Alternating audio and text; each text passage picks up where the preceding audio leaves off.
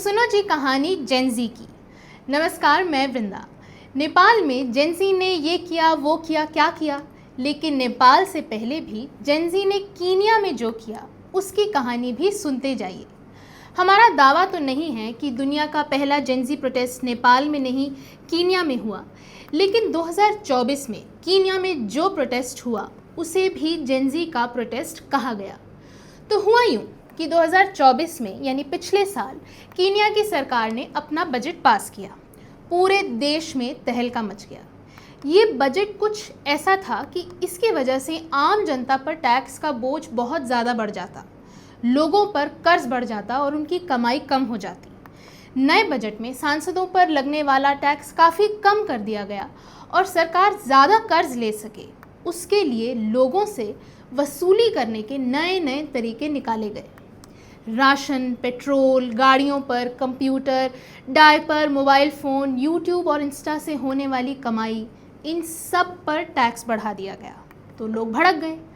Budget के आने के पहले से ही कीनिया की आबादी महंगाई से और बेरोज़गारी से काफ़ी जूझ रही थी, लेकिन बजट के बाद गुस्सा और भड़क गया। कीनिया की जनता देख रही थी कि इंटरनेशनल मॉनेटरी फंड से उनकी सरकार लोन पर लोन लिए जा रही है, मगर जिस प्रोजेक्ट के लिए वो लोन लेती है उसे पूरा भी नहीं करती है, अधूरा छोड़ देती है। जेनजी सोशल मीडिया पर नेताओं के खिलाफ लिखने लगी, लोग रील बनाने लगे, पॉलिटिकल रील्स वायरल होने लगी। जेनजी दिखाने लगे कि नेताओं का जो लाइफस्टाइल है वो आलीशान है और इसमें उनके करप्शन का योगदान है।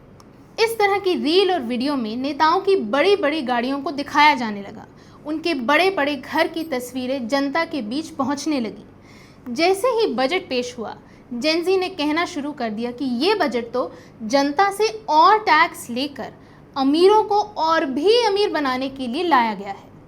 बस धीरे धीरे फिर गुस्सा बढ़ने लगा और प्रदर्शन के हालात पैदा हो गए। देखते ही देखते कीनिया का जेनजी सड़कों पर उतर गया। प्रदर्शन इतना बड़ा हो गया कि कहा गया कि ये कीनिया के इतिहास के कुछ सबसे बड़े प्रदर्शनों में से एक हो सकता है। 2 हफ्ते तक कीनिया के शहरों की सड़कों पर आम लोग प्रदर्शन करते रहे। उनकी एक ही मांग थी कि बजट के प्रस्ताव को वापस लिया जाए।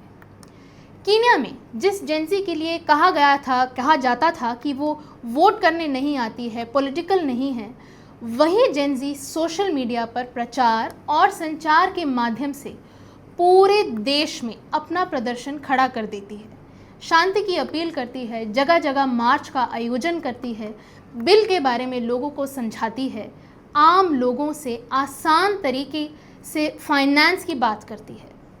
इस प्रदर्शन ने कीनिया के लोगों को इस एक मुद्दे के इर्द गिर्द एकजुट कर दिया। कीनिया के जेनजी प्रदर्शनकारियों ने अहिंसक प्रदर्शन का रास्ता चुना। फिर भी कुछ जगहों पर प्रदर्शनकारियों और पुलिस के बीच झड़पें भी हुई। करीब 40 लोगों की मौत हुई और 350 से ज़्यादा लोग घायल हुए। संसद के पास जब प्रदर्शन हुआ तब कई हजार लोग संसद के अंदर घुस गए और इमारत के कुछ हिस्से को आग के हवाले कर दिया गया। मगर नौजवानों के इस प्रोटेस्ट के दमन के लिए पुलिस ने बहुत हिंसक तरीके अपनाए। Arrest, torture, disappearance, tear gas, rubber bullet, सबका इस्तेमाल निहत्थे नागरिकों पर हुआ, मगर आखिर में जीत कीनिया के लोगों की हुई।